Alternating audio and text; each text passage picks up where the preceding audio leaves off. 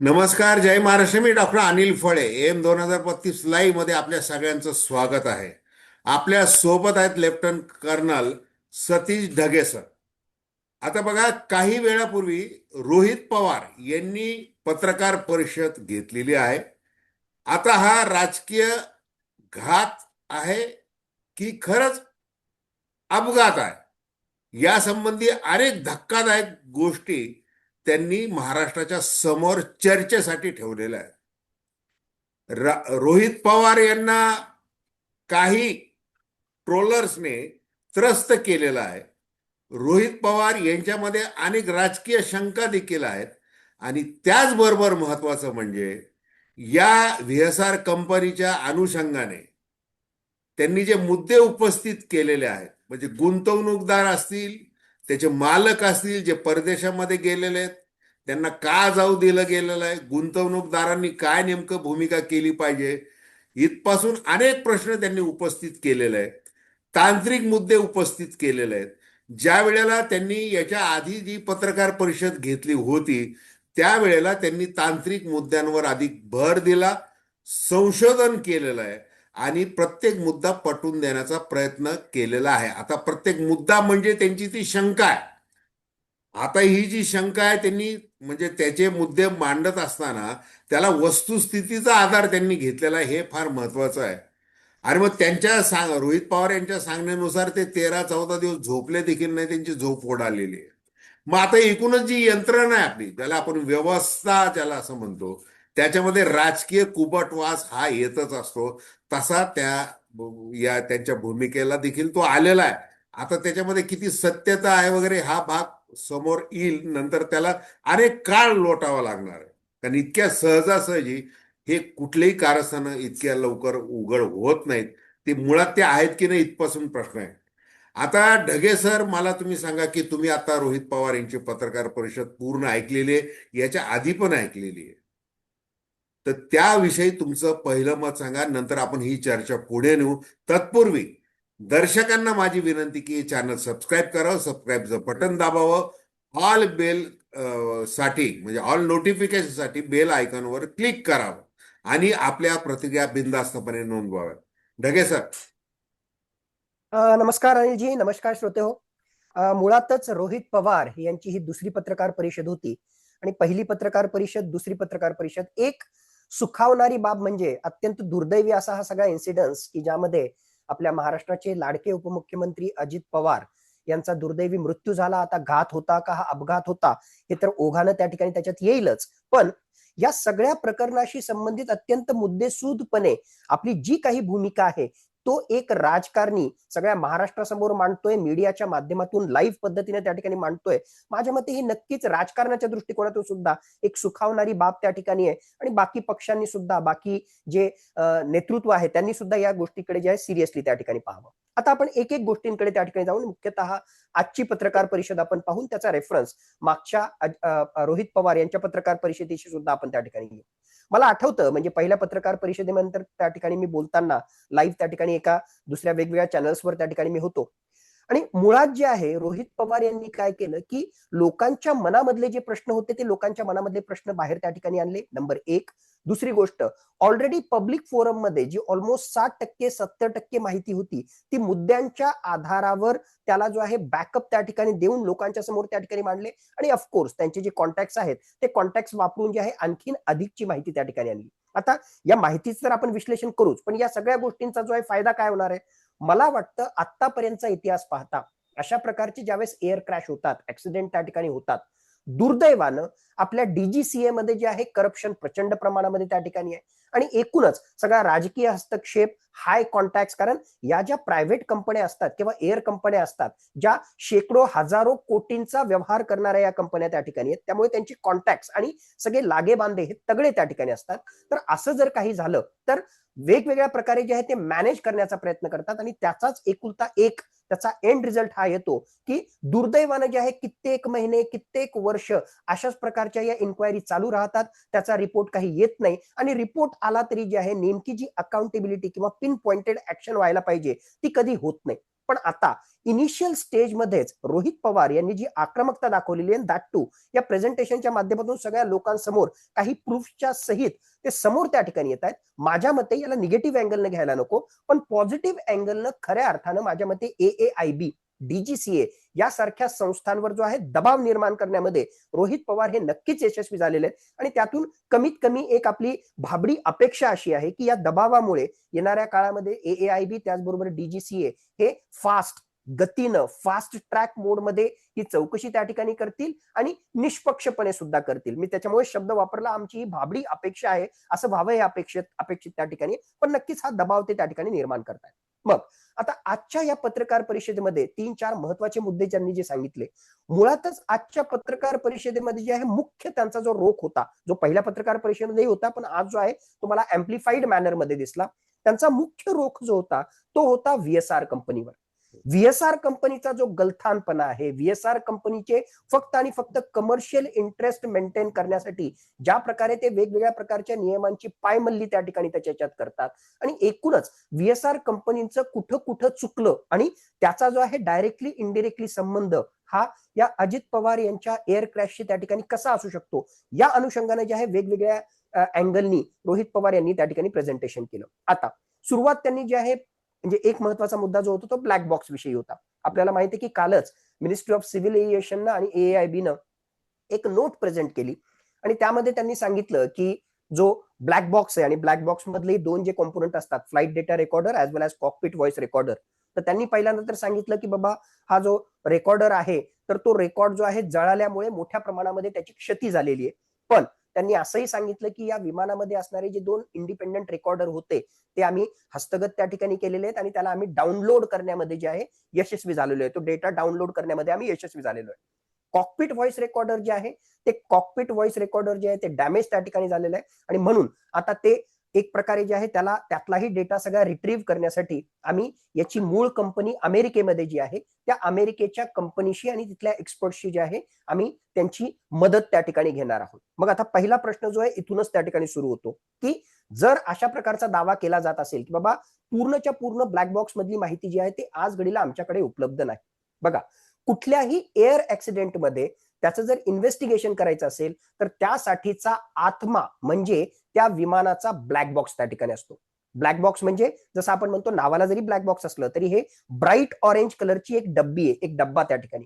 आणि विमानाच्या मागच्या बाजूला शेफ्टीच्या बाजूला अत्यंत सिस्टमॅटिकली CSMU आपण ज्याला त्या ठिकाणी म्हणतो की क्रॅश सर्व्हायवेबल मेमरी युनिट, म्हणजे याचं आवरण किंवा हा डब्बाच इतक्या परफेक्ट पद्धतीने त्याला पॅक त्या ठिकाणी केलेलं असतं की कितीही हाय टेम्परेचर त्या ठिकाणी असलं, कितीही दबाव त्या ठिकाणी असला, कितीही खोलीवर असलं तरी सुद्धा जे आहे डॅमेज त्या ठिकाणी होऊ नये. आणि म्हणूनच हे स्टेनलेस स्टीलच्या वेगवेगळ्या प्रकारच्या लेअरनं बनलेलं असतं, टायटॅनियमच्या लेअरनं त्या ठिकाणी बनलेलं असतं आणि मग त्याच्यामध्ये जे आहे सिलिकाचं एक प्रकारे इन्सुलेशन कव्हर असतं आणि या पेस्टच्या मध्ये मेमरी चिप्स, म्हणजे खऱ्या अर्थानं या ब्लॅक बॉक्सचा जर सगळा डेटा कुठे जर स्टोअर त्या ठिकाणी होत असेल तर त्या मेमरी चिप्स मध्ये. मग आता हे ब्लॅक बॉक्सची रचनाच अशी त्या ठिकाणी असते की 1100 डिग्री सेंटीग्रेडचं टेम्परेचर जर असेल, म्हणजे आग लागली, विमानाचा ऍक्सिडेंट झाला, आग लागली, थोडं नाही 1100 डिग्री सेंटीग्रेड टेम्परेचर 60 मिनिटापर्यंत लगातार जरी असलं तरी या ब्लॅक बॉक्सला काहीही होत नाही.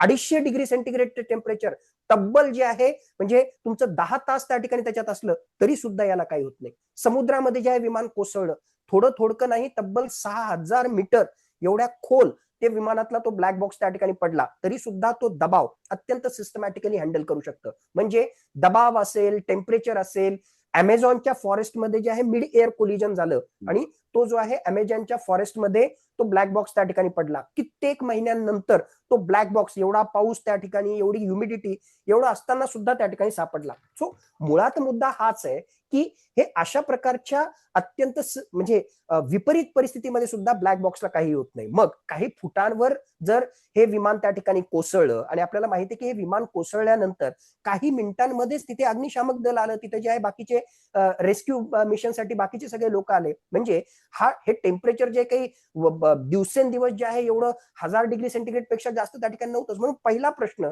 मनामध्ये निर्माण होतो की जर कोणी म्हणत असेल की ब्लॅक बॉक्स जो आहे तो जळालेला त्या ठिकाणी आहे किंवा मोठ्या प्रमाणामध्ये त्याचं डॅमेज झालेलं आहे म्हणून त्यातला डेटा त्या ठिकाणी घेता येत नाही, तर प्रथम दर्शनी ते वाटतं कुछ तो गडबड आहे, दाल में कुछ तो भी गडबड आहे, काहीतरी त्या ठिकाणी काळबेर आहे. तर याच गोष्टींवर जे आहे कुठेतरी अंगुली निर्देश करण्याचा प्रयत्न रोहित पवार यांनी त्या ठिकाणी केला आणि काही टेक्निकल डिटेल्स त्याच्याशी संबंधित दिले. मग त्यांनी या चर्चेमध्ये जे आहे बाकीच्याही गोष्टी आणल्या. सर्वात पहिली गोष्ट व्हीएसआर कंपनी. मग व्हीएसआर कंपनीचं कसं चुकतंय ते त्यांनी त्या ठिकाणी सांगितलं.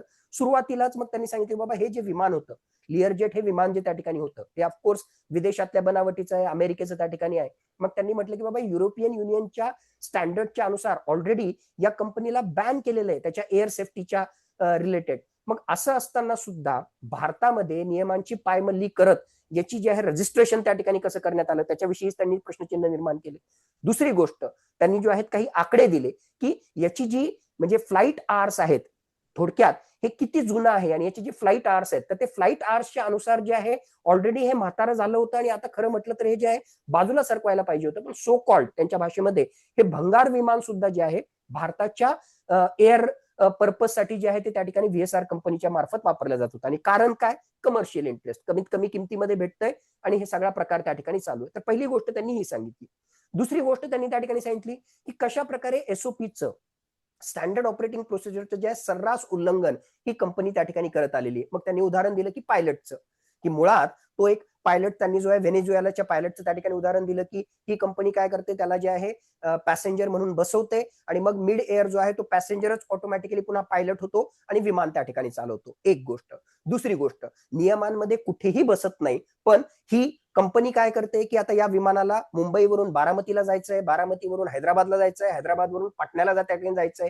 एक्स्ट्रा फ्युएल म्हणजे ऑलरेडी जे आहे पूर्णच्या पूर्ण त्यामध्ये एव्हिएशन टर्बाईन फ्युएल भरलं, पण ऍडिशनली कॅन, या फ्युएलच्या कॅन ज्या आहेत त्यांनी त्या विमानामध्ये त्या ठिकाणी ठेवल्या होत्या जेणेकरून कमीत कमी वेळ त्या ठिकाणी वाचावा आणि याला जे आहे रिफ्युएलिंगसाठी जास्त वेळ लागू नये, त्याचबरोबर रिफ्युएलिंगसाठी दुसरीकडे कुठे जायला जाऊ नये. पण हे सगळं केल्यामुळे एक प्रकारे रिस्क तुम्ही वाढवताय आणि नेमकं तेच झालं. बारामतीला जे आहे काही फुटांवरून हे विमान त्या ठिकाणी पडलं. मला जर कोणी विचारेल तर मी म्हणेल की हे विमान त्या परिस्थितीमध्ये जर कोसळलं जरी असतं, दुर्दैवानं जो अपघात त्या ठिकाणी झाला असता, पण मला अजूनही वाटतं की या 5 जणांपैकी काही जणांचे जीव वाचू शकले असते. हानी जबरदस्त त्या ठिकाणी झाली असती कारण फक्त ते क्रॅश झालेलं आहे. दुर्दैवानं त्याच्यानंतर काय झालं, हा ऍडिशनल जे सगळं फ्युएल होतं त्याचे जे आहेत नंतर ब्लास्ट झाले, 3, 4, 5 ब्लास्ट झाले आणि हे ब्लास्ट झाल्यामुळे जे आहे ऍडिशनल हे फ्युएल त्यामध्ये ओतल्या गेल्यामुळे जे आहे प्रचंड प्रमाणामध्ये तिथे आग पसरली आणि ती आग पसरल्यामुळेच हे सगळे जे पाचीच्या पाची जे बॉडीज होत्या त्या डेड बॉडीज ज्या आहेत लिटरली ज्याला आपण म्हणतो की कोळशासारख्या राख त्या ठिकाणी झाल्या, ओळखण्याच्या पलीकडे त्या ठिकाणी गेल्या. पण म्हणजे याच्यासाठी रिस्पॉन्सिबल कोण आहे? व्हीएसआरनं जे आहे नियमाची त्या ठिकाणी पायमल्ली करणं. मग कॅप्टन सुमित विषयी मागच्याही पत्रकार परिषदेमध्ये आणि यामध्येही त्या ठिकाणी सांगितलं की हा कॅप्टन सुमित हाच खऱ्या अर्थानं जो आहे पायलट एरर, मलाही असं वाटतं की पायलट एरर ही एक खूप महत्वाची बाब आहे या सगळ्या ऍक्सिडेंटमध्ये, किंवा जर घातपात जरी झाला असला तरी हा एक महत्वाचा फॅक्टर, हा एक महत्वाचा एजंट त्या ठिकाणी त्याच्यात असला पाहिजे. मग याची जर हिस्ट्री त्या ठिकाणी पाहिली तर 2010ला 2016ला ऑलरेडी ब्रीथ अनालायझर टेस्ट म्हणजे थोडक्यात प्री फ्लाईट चालवण्याच्या अगोदर दारू पिली की नाही हे पाहण्यासाठी जी टेस्ट त्या ठिकाणी केली जाते त्यामध्ये जो आहे तो फेल झाला होता, म्हणजे हा दारुडा होता. एक गोष्ट. 3 वर्षासाठी जे आहे त्याचं ऑलरेडी सस्पेन्शन, त्याचं निलंबन त्या ठिकाणी करण्यात आलं होतं. मग ही सगळी परिस्थिती पाहता आणि आजच्या पत्रकार परिषदेमध्ये त्यांनी सांगितलं की मुळातच, आणि हे खरं आहे की मोठ्या मोठ्या ज्या एअर कंपनीज असतात, एअर इंडिया असेल किंवा जेट एअरवेज असतील, ज्यावेळेस या पायलट्सला तिथे त्या ठिकाणी नोकरी भेटत नाही त्यावेळेस एक सेकंड ऑप्शन म्हणून, प्लॅन बी म्हणून त्यांना जे आहे अशा छोट्या प्रायव्हेट एअर कंपनीजमध्ये किंवा चार्टर्ड प्लेनमध्ये जे आहे पायलट म्हणून त्या ठिकाणी काम करावं लागतं कंपॅरेटिव्हली कमी पगारामध्ये, आणि ऑफकोर्स जे काही टर्म्स कंडिशन्स त्या कंपनीचे आहेत ते तुम्हाला त्या ठिकाणी मानावे लागतात. म्हणजे मग कॅप्टन सुमित हा कॉम्प्रोमाइज्ड पायलट होता. याच्या खूप डिटेलमध्ये पहिल्या पत्रकार परिषदेमध्ये त्यांनी सांगितलं आणि आजच्याही पत्रकार परिषदेमध्ये आणखीन ऍडिशनल गोष्टी त्यांनी ऍड केल्या की कॉम्प्रोमाइज्ड पायलट हा जो फॅक्टर आहे आणि त्याच्यामुळे हा अपघात किंवा घातपात हे त्या ठिकाणी होऊ शकतं, यावर सुद्धा त्यांचा त्या ठिकाणी भर होता. ही पण गोष्ट जी आहे त्यांनी आजच्या याच्यामध्ये ऍड केली. तिसरी गोष्ट जी आहे, जसं मी सांगितलं की व्हीएसआर कंपनीशी संबंधित वेगवेगळ्या बाबी त्यांनी सांगितलं, की त्याच्या मालकाशी संबंधित रोहित सिंग, त्याचे वडील व्ही.के. सिंग आणि मग त्यांचे कसे कनेक्ट आहेत, कसे पॉलिटिकली ते स्ट्रॉंग त्या ठिकाणी आहेत. आणि एवढा मोठा अपघात झाल्यानंतर काही तासातच त्यांनी जे आहे कुठलीही चौकशी न होण्याच्या आधीच त्यांनी डिक्लेअर केलं होतं की बाबा काहीतरी जे आहे वेदरशी रिलेटेड प्रॉब्लेम असणार आहे, दृश्यमानता, व्हिजिबिलिटी. आणि त्या व्हिजिबिलिटीमुळे जो आहे हा ऍक्सिडेंट झालेला आहे. आमच्या विमानामध्ये किंवा आमच्या एकूणच कार्यपद्धतीमध्ये कुठलाही दोष नाही. म्हणजे अगोदरच जे आहे त्यांनी अशा प्रकारचा स्टान्स घेऊन मोकळं केलं की बाबा आमची तर काही चुकी नाही, तुम्हाला काय करायचं ते त्या ठिकाणी करा. आणि आज घडीला हा जो रोहित सिंग आहे, एवढा मोठा अपघात झाला, सगळ्या गोष्टी झाल्या, तो जो आहे आज घडीला विदेशामध्ये त्या ठिकाणी फिरतोय, अशा प्रकारचा आरोप सुद्धा जो आहे रोहित पवार यांनी आजच्या पत्रकार परिषदेमध्ये केलेला आहे. वेगवेगळ्या बाबी आलेल्या आहेत, राजकीय अँगल पण आहेत, काही टेक्निकल अँगल्स पण त्यांनी सांगितलेले आहेत. यातली फक्त एक गोष्ट आता चर्चेमध्ये आपली येईलच, एक गोष्ट जी आहे विशेष करून माझ्या मनाला त्या ठिकाणी पटली नाही. त्यांचं म्हणणं बरोबर आहे, म्हणजे माझी भूमिका अशी त्या ठिकाणी आहे की अल्टिमेटली याचा जर खरोखरच आपल्याला छडा लावायचा असेल तर ब्लॅक बॉक्स किंवा टेक्निकल इन्व्हेस्टिगेशन ही खूप महत्वाची. मुळात इन्व्हेस्टिगेशनचे दोन कॉम्पोनंट असणार आहेत, एक आहे टेक्निकल इन्व्हेस्टिगेशन आणि दुसरं जे आहे सॅबोटॅज अँगल, घातपात. वेगवेगळ्या चर्चा की त्यांना डिले का झाला, ऐन वेळेवर जे आहे त्यांनी एअरनं जाण्याचा निर्णय त्या ठिकाणी काय घेतला, व्हीएसआर कंपनीशी रिलेटेड वेगवेगळ्या बाबी, या सगळ्या वेगवेगळ्या ज्या बाबी त्या ठिकाणी आहेत. मग यातला राजकीय अँगल याची चौकशी जर करायची असेल तर माझ्या मते सीआयडी सारखी संस्था असेल, इव्हन सीबीआय सारखी संस्था असेल, रोहित पवार यांनी ज्या private detective agencies investigation agencies लावलेल्या आहेत त्या नक्कीच याच्यामध्ये यशस्वी ठरतील की बाबा यातलं काय चुकलं, याच्यामधला कुठला जो फॅक्टर आहे का जो रिस्पॉन्सिबल आहे या अपघात किंवा घातपाताशी संबंधित. पण टेक्निकल अँगल जो आहे त्या टेक्निकल अँगलच्या पॉईंट ऑफ व्ह्यूनं भारतामध्ये AAIB, airport accident investigation bureau, जे भारताच्या DGCA, director general civil aviation यांच्या अंतर्गत काम करतं, AAIB हीच टेक्निकली कॉम्पिटंट आहे. यांच्याकडेच ते ज्ञान आहे की हे सगळं मटेरियल जे आहे ते डाउनलोड करणं, त्याला डिकोड करणं आणि डिकोड केल्यानंतर जे आहे त्या विमानाशी संबंधित एकूणच सगळे जे टेक्निकल डिटेल्स आहेत त्याला इंटरप्रिट करणं आणि मग त्याच्यावरून नेमकं कुठं चुकलं हे त्या ठिकाणी पाहणं. इथे जे आहे कुठलाही पोलीस, कुठलाही सुरक्षा दल, कुठलीही मिलिटरी या ठिकाणी जे आहे कामाची ठरणार नाही. इथे जे आहे AAIBचं टेक्निकल एक्सपर्टीजच कामाला ठरू शकतं. हा, त्यांच्या एक्सपर्टीज विषयी तुमच्या मनामध्ये, एक्सपर्टीज म्हणण्याच्या ऐवजी त्यांच्या इंटिग्रिटी विषयी जर तुमच्या मनामध्ये शंका असेल, त्यांचा रिपोर्ट आल्यानंतर जर काही काळं त्या ठिकाणी वाटत असेल, तर मला वाटतं की त्याच्यानंतर जे आहे थर्ड पार्टी एजन्सी म्हणून युनायटेड स्टेट्स ऑफ अमेरिका किंवा युनायटेड किंगडम किंवा फ्रान्स यांच्या एअरक्राफ्ट ऍक्सिडेंट इन्व्हेस्टिगेशन ब्युरो त्यांचे जे असतील त्यांची मदत आपल्याला घेता येईल. पण पहिल्याच दिवशी आपल्या DGCA आपल्या DGCA म्हणण्याच्या ऐवजी आपल्या AAIB वर शंका त्या ठिकाणी निर्माण करणं आणि पहिल्याच दिवशी म्हणणं की जे आहे बाहेरच्या देशाच्या एजन्सीज कडून त्याची तपासणी करावी, माझ्या मनाला ते त्या ठिकाणी पटत नाही. शंका घेण्याला तुमच्या मनामध्ये जे आहे ते बरोबर त्या ठिकाणी, पण त्याला वेळ द्यावा, एक गोष्ट. आणि मी सांगितलं की राजकीय अँगलनं दुसऱ्या चौकशा ज्या आहेत ते राजकीय अँगल त्याची चौकशी त्या ठिकाणी त्याच्यात करू शकतात. आणि तिसरा अँगल जो आजच्या पत्रकार परिषदेमध्ये सांगितला की बाबा हे सगळं जर करायचं ठीक आहे, DGCA ची तुमची चौकशी चालू द्या, AAIB ची तुमची चौकशी त्या ठिकाणी चालू द्या, पण त्याच्यावर जे एक मॉनिटरिंग कमिटी ठेवा. बरं, मग आता या मॉनिटरिंग कमिटीमध्ये कोण, माझा जो एक थोडासा आक्षेप म्हणा किंवा थोडंसं मला ते पटलं नाही. या मॉनिटरिंग कमिटीमध्ये तुम्हाला कोण पाहिजे, तुम्हाला जे आहे विरोधी पक्षाचा लोकसभेचा नेता पाहिजे, तुम्हाला विरोधी पक्षाचा राज्यसभेचा नेता पाहिजे, तुम्हाला जे आहे महाराष्ट्रातले विरोधी पक्षाशी किंवा पवार कुटुंबियांशी संबंधित काही लोक त्या ठिकाणी पाहिजे आणि तज्ज्ञ पाहिजे. मला वाटतं अशा प्रकारचा अपघात त्या ठिकाणी होतोय, पहिले चौकशी तर होऊ द्या. आणि ही चौकशी विषयी जर काही साशंकता त्या ठिकाणी असेल तर माझ्या मते राजकीय बॉडी किंवा राजकीय लोक त्यामध्ये येऊन जे आहे याचा आणखीन पॉलिटिसायझेशन करण्याच्या ऐवजी किंवा याचा पॉलिटिकल लाभ दोघांनी प्रो आणि कॉन्स म्हणजे दोन्ही बाजूंनी त्याचा राजकीय अँगलने ही सगळी चर्चा घेऊन जाण्याच्या ऐवजी सामान्य व्यक्ती म्हणून, सामान्य महाराष्ट्रीय म्हणून, मराठी माणूस म्हणून मला याच्यामध्ये इंटरेस्ट त्या ठिकाणी की नेमकं कुठे चुकलं, काय झालं. आणि हे जर व्हायचं असेल तर ती टेक्निकल इन्व्हेस्टिगेशन, टेक्निकल चौकशी व्हावी. आणि जर तुम्हाला सुपरवायझिंग बॉडीज जर पाहिजे तर मला पर्सनली वाटतं की सुप्रीम कोर्ट मॉनिटर्ड किंवा हायकोर्ट मॉनिटर्ड जर कमिटी तुम्ही त्या ठिकाणी ठेवली तर ती जास्त फायद्याची ठरेल रादर दॅन अशा प्रकारची राजकीय बॉडी. राजकीय बॉडी, राजकीय लोक त्या ठिकाणी आले की ते म्हणजे कुठलाही म्हणजे सत्तेतले असतील किंवा विरोधातले असतील, माझ्या मते कुठेतरी त्या ठिकाणी राजकीय अँगल येईल आणि सत्यापासून जे आहे कुठेतरी त्याला डायल्यूट करण्याचं काम किंवा त्याला आपल्या पद्धतीने इंटरप्रिट करण्याचं काम त्या ठिकाणी होईल. तर मी काही मुद्दे त्या ठिकाणी सांगितले, पण सुरुवात जशी केली की त्या मुद्द्याला पुन्हा एकदा रिपीट करतो की रोहित पवार यांनी ज्या प्रकारे मुद्दे मांडले त्याच्यामुळे एक गोष्ट मात्र पॉझिटिव्हली नक्कीच होतीये की आतापर्यंतचा इतिहास ज्या प्रकारे होता की अशा चौकशा ज्या आहेत त्या रखडतात, त्याचा जो काही रिपोर्ट येतही नाही, आला तरी जे आहे कुठे कोपऱ्यामध्ये त्या ठिकाणी जातो आणि ऍक्शनेबल अशा प्रकारची कुठलीच ऍक्शन किंवा इव्हेंट त्या ठिकाणी होत नाही. रोहित पवार यांच्यामुळे जो आहे नक्कीच डीजीसीए, AAIB आणि एकूणच व्यवस्थेवर पॉझिटिव्ह दबाव निर्माण झालेला आहे. आणि दुसऱ्या बाजूला डीजीसीए त्याचबरोबर ओव्हरऑल या प्रायव्हेट एअर कंपनीच्या कार्यपद्धतीमधल्या ज्या त्रुटी आहेत, कार्यपद्धतीमधल्या ज्या चुका आहेत, त्याला हायलाईट करण्याचं काम हे सामान्य जनतेसमोर जे आहे रोहित पवार नक्कीच करताना दिसत आहेत. नाही, ढगे सर, तुम्ही माझ्या मनात येणाऱ्या प्रत्येक प्रश्नाचं आधीच उत्तर दिलेलं आहे. आता माझे काही उपप्रश्न आहेत. जसं आता तुम्ही सांगितलं की हे विरोधी पक्ष नेते वगैरे ती जी काही पद्धत आहे नेहमी राजकारणाची, त्या पद्धतीने ते करावं, तुम्ही त्याचं उत्तर दिले की तसं करणं चूक आहे. मग दुसरी गोष्ट, याच्यामध्ये जे व्हीएसआर कंपनी, तर जसे त्याच्यामधले जे तांत्रिक गोष्टी आहेत की जसं आपली एखादी गाडी, वाहन जे आहे रस्त्यावर चालणारं, की 15 वर्ष झाले मग ते आता ते भंगारमध्ये गेलं पाहिजेत वगैरे, अनेक असंख्य नियम आहेत त्याचे. तर ते विमानासारख्या गोष्टीमध्ये पण ते झाले पाहिजेत, असं तुम्ही तो मुद्दा मांडलेला आहे. त्याच्यानंतर आता हे जे स्पेसिफिक लेझर जेट 45 व्हीएसआरचं, तर त्याचं 8,000 किलोमीटरपेक्षा जास्त त्याचं उड्डाण झालेलं होतं. मग त्या संबंधी काय नियम आहे ते एक सांगा. दुसरी गोष्ट, तुम्ही जो अत्यंत महत्वाचा जो मुद्दा सांगितला की विमानाच्या मागच्या बाजूला जो ब्लॅक बॉक्स असतो तिथं ते वॉशरूम देखील असतं, तर त्या वॉशरूमच्या आणि त्या ब्लॅक बॉक्सच्या तिथे फ्युएल टँक यांनी ठेवले होते.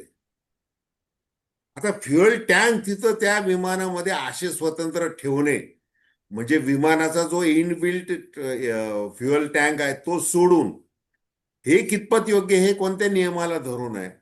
आणि मग त्याचा स्फोट, जसं तुम्ही म्हणालात की याचे एवढे 3-4 स्फोट झालेच कसे?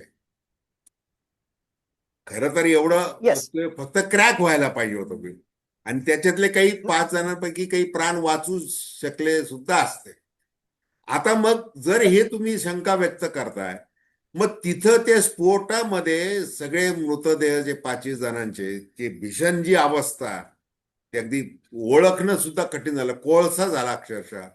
तिथं हे कागदपत्र का जळाले नाहीत, असं देखील एक शंका आहे. अनेक शंका आहे त्याच्याबद्दल, तर त्याविषयी सांगा. नक्कीच अनिलजी, अत्यंत व्हॅलिड असे प्रश्न त्या ठिकाणी आहेत. पहिली गोष्ट तर नियमाच्या अनुसार तुमच्या विमानामध्ये म्हणजे ते जे विंग असतात त्या विंगच्या तिथे जे आहे आणि म्हणजे तुमच्या टँक मध्येच फक्त तुम्ही जे आहे ATF, एव्हिएशन टर्बाईन फ्युएल जे आहे त्या ठिकाणी स्टोअर करणं अपेक्षित आहे आणि त्याच्याच अनुसार सगळे काम करत असतात. जसं मी सुरुवातीच्या इंट्रोडक्टरी रिमार्क मध्ये सांगितलं, या प्रायव्हेट कंपनीज काय करतात, पैसा बचाव, कमर्शियल इंटरेस्ट हा सगळ्यात महत्वाचा त्यांचा त्या ठिकाणी इंटरेस्ट. मग आता हे विमान जे आहे ते काय फक्त मुंबई ते पुणे किंवा मुंबई ते बारामती सोडणार नाही. मग त्याचा सगळा दिवसभराचा जो सगळा शेड्यूल त्या ठिकाणी आहे, जो सांगण्यात आला होता की मुंबईवरून जे आहे बारामतीला जाणार, मग बारामतीवरून हैदराबादला जाणार, हैदराबादवरून पटण्याला जाणार आणि आणखीनही काही असेल. मग आता हे सगळं कमीत कमी वेळेमध्ये जर हे सगळं कंप्लीट त्या ठिकाणी करायचं असेल तर मध्ये आपला जो गॅप जेवढा कमी करता येईल तेवढं त्या कंपनीच्या फायद्याचं आहे. जितके तास समजा रिफ्युएलिंग साठी म्हणजे पुन्हा त्यामध्ये फ्युएल भरण्यासाठी जर त्यांना त्या कंपनीला किंवा त्या विमानाला जर घालवावं लागत असतील तर तेवढे जे आहेत वर्किंग आवर्स त्या कंपनीच्या विमानाचे त्या ठिकाणी कमी होतात. म्हणून पैसा बचाव किंवा एक प्रकारे जे आहे पैसा कमाव या धोरणासाठी जे आहे सोबतच त्यांनी ऍडिशनली जे आहेत अशा प्रकारचे टँक या विमानाच्या मागच्या भागामध्ये त्या ठिकाणी ठेवलं होतं. नियमाच्या पूर्णतः चुकीचं आहे. कुठलाच नियम तुम्हाला हे असं अलाऊ त्या ठिकाणी करत नाही, पण तरी सुद्धा त्यांनी केलं होतं. आणि मग रोहित पवारने त्या ठिकाणी सांगितलं की मुळात तुम्ही जर डिस्टन्स कन्सिडर केलं तर मुंबई ते पुणे हे डिस्टन्स होतं. इव्हन पुणे ते हैदराबाद जरी तुम्ही त्या ठिकाणी डिस्टन्स कन्सिडर केलं तर तरी सुद्धा तुम्हाला रिफ्युएलिंग त्या ठिकाणी करता येत होतं. पण साधारणतः 3 ते 3,500 लिटरचं ATF त्या ठिकाणी स्टोअर करून ठेवणं हे जे आहे किंवा म्हणजे एकूणच त्या विमानामध्ये असणं हे कुठल्या नियमात बसतं किंवा याची का त्या ठिकाणी गरज होती. आणि नेमका घात मला जर कोणी विचारेल तर मी म्हणेल नेमका घात या 2,500 ते 3,500 ATF जे त्या विमानामध्ये होतं त्यानंच त्या ठिकाणी केलेलं आहे. कारण काही फुटावरून आपल्याला माहिती आहे की हार्डली जे आहेत एक 10 सेकंदाची 5 ते 10 सेकंदाची गल्लत, म्हणजे अजित पवार यांच्या आयुष्यामधले पुढचे जर 10 सेकंद देवानी त्यांना दिले असते तर पुढे जे आहे त्या ठिकाणी काही झालं नसतं. कारण खाली उतरताना जे आहे डिसेंट होताना आणि जस्ट म्हणजे क्रॅश लँडिंग याची त्या ठिकाणी झालेली आहे. तर मुळात जे आहे काही फुटांवरून हे विमान त्या ठिकाणी पडलं, म्हणून अपघात झाला असता किंवा क्रॅश लँडिंग त्या ठिकाणी झाली असती, जबरदस्त दुखापतही झाली असती. पण मला अजूनही वाटतं की त्यामध्ये जे आहे मृत्यू होण्या इतकं एवढा तो भीषण अपघात त्या ठिकाणी नसला असता. काही जण नक्कीच त्यातले वाचले असते. पण त्यानंतर हे एव्हिएशन टर्बाइन फ्युएल असल्यामुळे हे सगळं फ्युएल जे आहे एक प्रकारे ती आग वाढवण्यासाठी आणि त्याच्यानंतर स्फोट होण्यासाठी हे ऍडिशनली जे आहे बॉम्ब म्हणूनच त्यांनी त्या ठिकाणी काम केलं. म्हणून 3-4 नंतरचे जे ब्लास्ट झाले त्या ब्लास्टनी जे आहे यांचा घात केला आणि दुर्दैवाने जे आहे सगळ्यांचाच तिथे ऑन दी स्पॉट मृत्यू झाला. असं जर आपण म्हटलं, नॉट ओन्ली मृत्यू झाला म्हणजे पूर्णतः कोळशासारखी जे आहे खाक त्यांच्या बॉडीज त्या ठिकाणी झाल्या, असं सगळं जे आहे आपल्याला त्या ठिकाणी म्हणायला काही हरकत नाही. तर ही गोष्ट जी आहे ती नक्कीच त्यांची त्या ठिकाणी चुकली आणि त्यासाठी जे आहे व्हीएसआर कंपनी ही पूर्णतः त्याला रिस्पॉन्सिबल आहे असं त्या ठिकाणी म्हणता येईल. तुमचा दुसरा प्रश्नाचा जो आहे पुढचा भाग I am not recollecting, just पुन्हा एकदा तुम्ही प्रश्नाचा दुसरा भाग सांगितला तर. नाही, हे विमानाचा जो दर्जा आहे ते कितीचा, त्याचा किती काळासाठी उड्डाण झालं पाहिजे ते विमान. जसं आता खाजगी कंपन्या पैसे वाचवण्यासाठी कुठलंही विमान वापरा, काही करा, तुम्ही वेगळे टँक वापरा, त्याचं किती उड्डाण झालेले बघू नका, त्याची जी काही पिरियड जो असतो त्याचा, म्हणजे क्वालिटीच्या दृष्टीने एकूण सगळ्या नियमांचा, तर याचं जे काही असं म्हणतात ते 8,000 किलोमीटर पेक्षा जास्त झालेलं उड्डाण. आजच्या पत्रकार परिषदेमध्ये त्यांनी जे सांगितलं, माझ्या मते काहीतरी 5,900 काहीतरी होतं ना, हा हा 80 किलोमीटर असे बाकी होते हा. आणि 8,000 किलोमीटर पर्यंत ते जाऊ शकत होते. आणि मग त्यांनी हा. बोलताना सांगितलं की आम्ही सुद्धा उडताना त्या हा, ठिकाणी तो काय. पाहतो ऍज अ सिव्हिलियन की कमीत कमी 400-500 किलोमीटर तरी त्या ठिकाणी आहे की नाही. तर मुळात जे आहे व्हीव्हीआयपी साठी हे विमान त्या ठिकाणी आहे आणि हार्डली 100 पेक्षा सुद्धा कमी किलोमीटर एवढे जर त्याचे बाकी आहेत, अशा प्रकारची जर सिच्युएशन याच्यात असेल तर हे डेंजरस आहे असा मुद्दा त्यांनी टाकला. पण खरा मुद्दा हा आहे की इथे सुद्धा जे आहे ते डीजीसीए त्याचबरोबर क्वालिटी कंट्रोलशी संबंधित ज्या एजन्सीज असतील त्यांच्याशी साटलोट करून करप्ट प्रॅक्टिसेस त्या ठिकाणी करून सगळे जे आहे फॉर्ज डॉक्युमेंट्स म्हणजे सगळे जे आहे मॅच फिक्सिंग, ते कागदपत्र सुद्धा जे आहेत ते फोर्ज करण्याचं काम ते वेळोवेळी त्या ठिकाणी त्याच्यात करतच असतील. म्हणजे आता या ब्लॅक बॉक्स प्रकरणावरून दोनच गोष्टी आपल्याला लक्षात येतात. एक की हे सगळं जे आहे, बाय द वे हा आणखी एक महत्वाचा मुद्दा त्यांनी जो त्या ठिकाणी सुद्धा सांगितला की ब्लॅक बॉक्स जे आहे मागच्या भागामध्ये त्या ठिकाणी असतं, त्या टॉयलेटच्या तिथे जे आहे ऍडिशनल कॅन्स त्या ठिकाणी होत्या, ब्लास्ट झाला आणि त्याच्यामुळे जे आहे काही अंशी त्या ब्लॅक बॉक्सला हानी त्या ठिकाणी झाली असेल अशा प्रकारचा कयास त्यांनी त्या ठिकाणी बांधला. पण त्यांनी जो मुद्दा त्या ठिकाणी मांडला तो बिलकुल बरोबर आहे. त्यांनी काय सांगितलं, त्यांनी जे आहे त्या ठिकाणी क्लिप दाखवली, याच विमानाचा पार्ट आहे जो मागच्या भागाचा त्या ठिकाणी पार्ट आहे. एक तर गोष्ट जी आहे त्याचं ओव्हरऑल फ्युसिलाज किंवा जी बॉडी आहे म्हणजे त्याचा जो वरचा भाग आहे, आवरण जे आहे ते शाबूत आहे असा काही त्या ठिकाणी भाग दाखवला. एक गोष्ट. दुसरी गोष्ट, आणि त्यातले जे केबल्स आहेत, वायर्स आहेत, ते सुद्धा वायर्स जे आहेत त्यातले काही शाबूत आहेत. आणि त्यांनी बिलकुल बरोबर सांगितलं की कॉपर सारखा जो आहे तो सगळ्यात पहिल्यांदा मेल्ट होईल. इथे 1100 डिग्री सेंटीग्रेड पर्यंत सस्टेन करणारे पार्ट जे आहेत तुम्ही म्हणता ते डॅमेज त्या ठिकाणी झाले, पण तुमच्या वायर जळाल्या नाहीत, तुमचे जे आहेत मागचे पार्ट त्या ठिकाणी त्याच्यात जळाले नाहीत. आणि एवढंच नाही, जसं तुम्ही सांगितलं की इव्हन त्या विमानातले किंवा त्याच्याशी आसपास असलेले काही कागद जे आहेत ते अर्धवट जळालेल्या परिस्थितीमध्ये त्या ठिकाणी सापडले. म्हणजे तुमचा कागदही जळत नाही, पण 1100 डिग्री सेंटीग्रेडला 1 तास कंटिन्युअसली जरी ते टेम्परेचर दिलं जरी त्याला काही होणार नाही, ती गोष्ट मात्र जी आहे तुमची पहिल्यांदा त्या ठिकाणी जळते. म्हणूनच तर जे आहे लोकांच्या आणि सामान्य म्हणजे आपल्या सारख्यांच्या मनामध्ये हा प्रश्न येणं हे बिलकुल साहजिक त्या ठिकाणी आहे की ब्लॅक बॉक्सची रचनाच अशी असते की जे आहे कितीही विपरीत परिस्थितीमध्ये त्याला डॅमेज होऊ नये. एका बाजूला आमच्या धडधडीत डोळ्यानं त्या ठिकाणी दिसतंय की बाकीचा पार्ट जो आहे तो शाबूत आहे, तिथले वायर आम्हाला त्या ठिकाणी दिसत आहेत, कागद जे आहेत ते अर्धवट जळाले त्या ठिकाणी दिसत आहेत. पण तुम्ही असं म्हणताय की बाबा ब्लॅक बॉक्स जे आहे ते जळालेलं. आता ब्लॅक बॉक्स तुमच्या ताब्यात आहे, नेमकं खरं काय खोटं काय हे देव जाणो आणि AAIBच जाणो, असंच त्या ठिकाणी म्हणण्याची आज घडीला त्या ठिकाणी वेळ आलेली आहे. अनफॉर्च्युनेटली आपली वेळ संपत आलेली आहे लिंकची, परंतु शेवटी जाता जाता एक 2-3 मिनिटं आपल्याकडे आहेत. आता बघा की काल राष्ट्रवादी काँग्रेसच्या नेत्यांनी काल मागणी केली की सीबीआयच्या मार्फत आता चौकशी करण्यात यावी.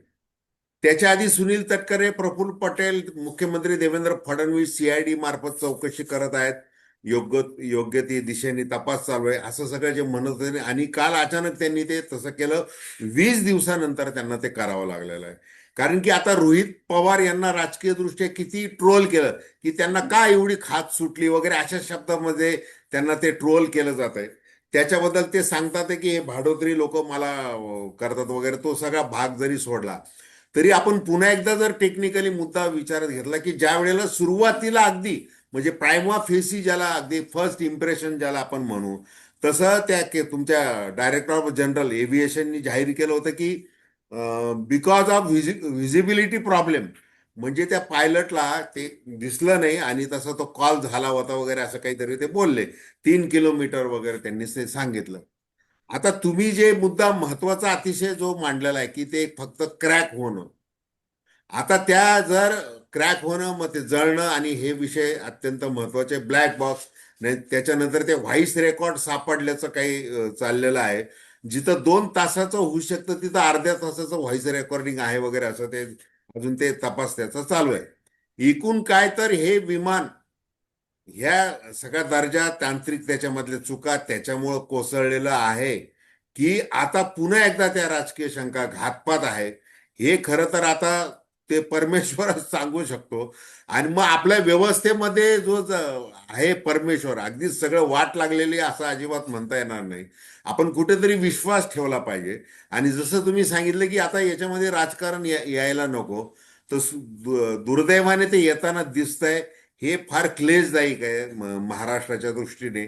आणि याच्या नंतरच्या काळामध्ये असे उद्योग होऊ नयेत. आणि केवळ पैसा आणि त्याच्यामधली प्रॉफिटेबिलिटी लक्षात घेऊन विमान सेवेचं जे काही वाटोळं होत असलेलं महाराष्ट्र अनुभवत आहे. म्हणजे आता बघा इंडिगोच्या त्या मध्ये ब्लॉकमुळे किती केवढा मोठा गोंधळ झाला तो सगळा. आणि जिथं आपण एअर इंडिया वगैरे ते सगळं त्याचं खाजगीकरण वगैरे त्या सगळ्या गोष्टी महाराष्ट्राने अनुभवलेल्या आहेत, भारताने अनुभवलेल्या आहेत. अशा परिस्थितीमध्ये कुठेतरी जीविताचं रक्षण झालं पाहिजे. म्हणजे प्रवाशांना जीवन त्याची हमी मिळाली पाहिजे, या दृष्टीने काहीतरी ठोस निर्णय होतील या निमित्ताने अशी आपण अपेक्षा बाळगूयात. तर ढगे सर, खूप खूप धन्यवाद, तुम्ही वेळ दिला. धन्यवाद, खूप धन्यवाद, आणि थँक्यू. दर्शकांना विनंती की हे चॅनल सबस्क्राईब करावं आणि आपल्या प्रतिक्रिया बिनधास्तपणे विचारा. खूप खूप धन्यवाद. नमस्कार.